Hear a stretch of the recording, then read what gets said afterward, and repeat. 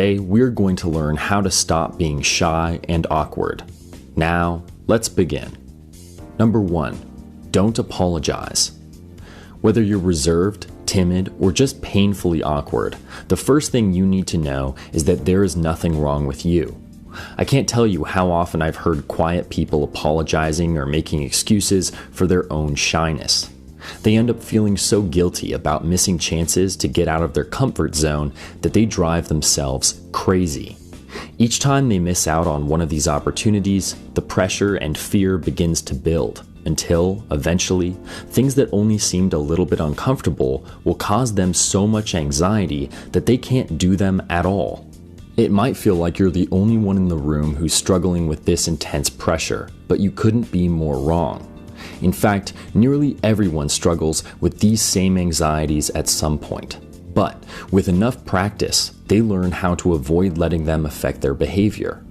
It is true that some people struggle more than others, but having social anxiety doesn't make you any worse than anyone else. You have nothing to apologize for and nothing to feel guilty about, because at the end of the day, the only person you're affecting is you. Number 2, avoid definitions. When you've struggled with social anxiety or awkwardness for long enough, you've probably started labeling yourself as a shy person. You might have even told someone, "I'm just like that," or "I can't help it." But most of the time, neither of these things are true. Imagine you decide to go to a concert to meet new people, thinking you'll make some friends with similar interests. After the concert ends, you're standing in line to get some food when you hear a couple guys behind you talking about how much they liked the band. You know everything there is to know about this band, so you could easily jump into the conversation at any moment, but you never actually open your mouth. The next day, you meet up with an old friend and you don't hesitate to tell them everything about the concert and the missed opportunity at the end.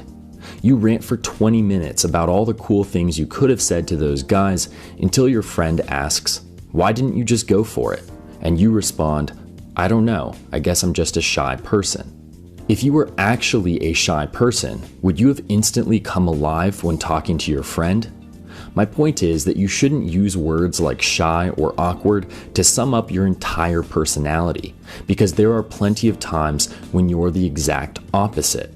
Around your family, for example, you might be talkative, energetic, and goofy, despite struggling to say 2 words when you're out in public.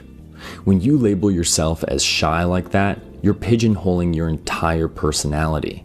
So next time you run into this situation, say, "I was just being awkward yesterday." By changing your phrasing, you can avoid living up to any of the negative expectations you create for yourself. Number 3, focus on them. When you're trying to summon the courage to step outside your comfort zone, what kind of things are you thinking about? Are you searching for an entertaining story to tell, or maybe a talent to show off? You might think the best way to be outgoing is to prove you're worth looking at and listening to, but is that actually how we connect with people? Even if you did impress everyone in the room, what would you actually gain from that? The truth is that you might be looking at these social interactions all wrong. Instead of investing so much energy into making people like you, you should be focusing on how you can show others that you like them. Don't make the mistake of thinking you have to step into the spotlight to escape your shyness. People generally love to talk about themselves, so you can and should use that to your advantage. If you laugh at their jokes and ask a lot of questions, you'll make a great first impression without having to become the center of attention. Number 4, avoid comparisons. While making comparisons is generally unhealthy no matter what you're trying to improve on, it's especially detrimental for people who struggle to come out of their shell. Comparing yourself to someone who is more extroverted or less socially awkward can lead to unnecessary stress, anxiety, and most importantly, low self-esteem. For many people who struggle with shyness, low self-esteem is one of the biggest reasons why they have trouble interacting with others. It cripples your confidence, causes self-doubt, and stops you from ever coming out of your comfort zone. So, if you want to overcome your shyness, you should first work on building your self-esteem by learning to trust and take pride in yourself. Number 5, make lists. Say you got invited to a social event for a new job. All of your coworkers are going to be there, so you're excited to try to get to know them better. When you get there, you see a group of people talking and laughing, so you think about joining in. But then you start worrying about all the things that could go wrong.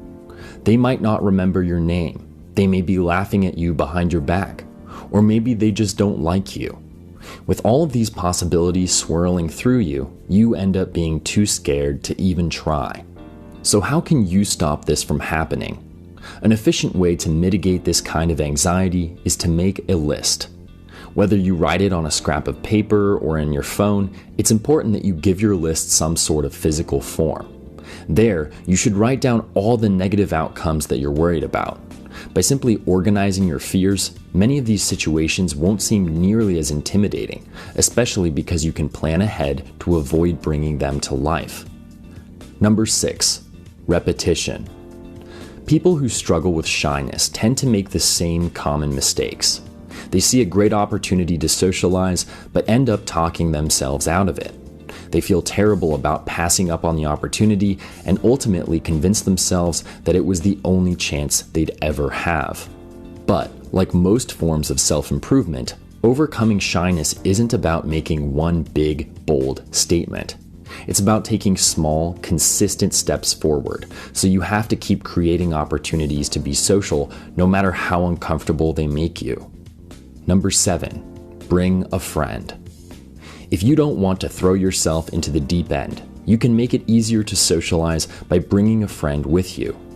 Even if they're standing on the other side of the room, simply seeing a familiar face can ease your nerves and motivate you to keep pushing.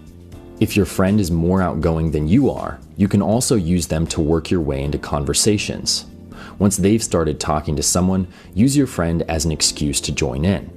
Eventually, your friend might get a drink or go to the bathroom, giving you the opportunity to try to lead the conversation. While all of this can be very helpful, there is one downside to bringing an outgoing friend along.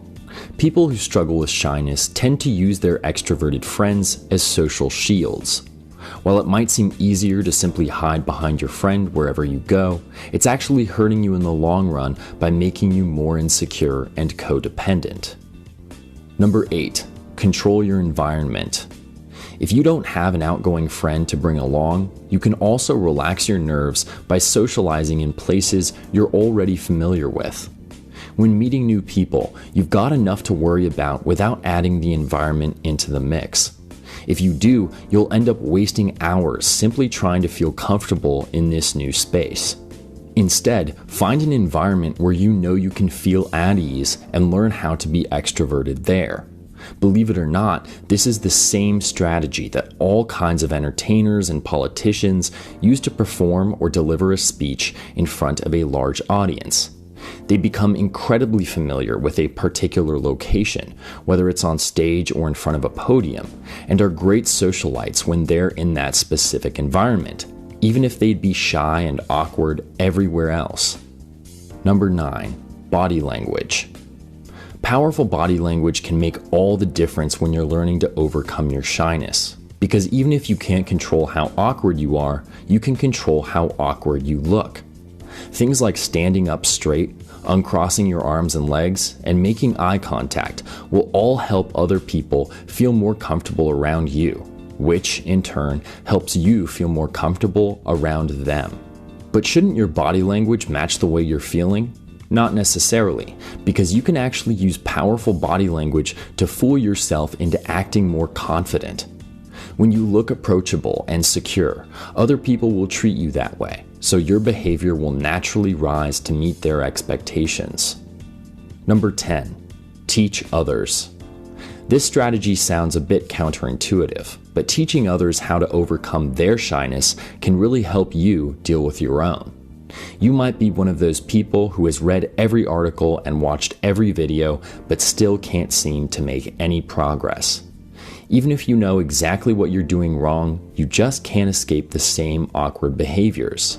But as the old adage goes, those who can't do, teach.